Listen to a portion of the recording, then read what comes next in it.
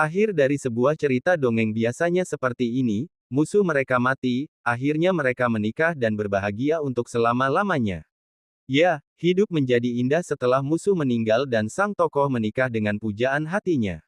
Dan seterusnya. Dan seterusnya. Padahal maksud berbahagia untuk selama-lamanya perlu diperjelas lagi. Apakah ada manusia yang terus-menerus berbahagia sepanjang hidupnya, segera setelah masalah besar lenyap dan keinginannya tercapai? Kita mesti ragu kalau ada manusia seperti itu. Kalau ada, kita minta saja nomor kontaknya agar dapat belajar kepadanya. Yang ada, selama sisa hidupnya, manusia akan selalu didera masalah, baik besar maupun kecil, yang sedikit banyak akan mempengaruhi kebahagiaannya. Bahkan pada saat-saat tertentu, kebahagiaannya hilang untuk sementara, berganti resah dan gundah gulana. Seperti sang tokoh dalam dongeng tersebut, setelah musuh meninggal dan menikah, bukan berarti masalah sudah selesai. Segera setelah episode itu berakhir, akan bermunculan masalah-masalah baru yang mendera hidupnya.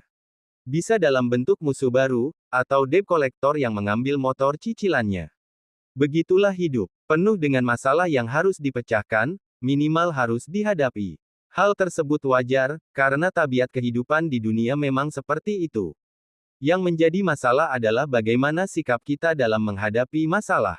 Apakah kita akan menjadi stres, apakah kita hanya pasrah atau apakah kita berbuat sesuatu yang positif untuk menghadapinya, adalah pilihan. Dan apa yang kita pilih ini akan berpengaruh kepada banyak hal, termasuk kesehatan dan masa depan.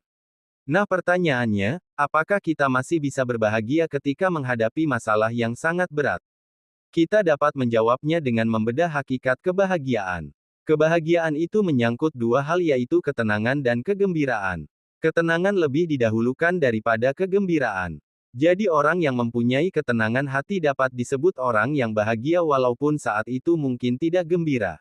Sebaliknya, orang yang memiliki kegembiraan belum dapat disebut orang yang bahagia kalau tidak memiliki ketenangan hati. Malah, dapat dikatakan, inti dari kebahagiaan adalah ketenangan tersebut.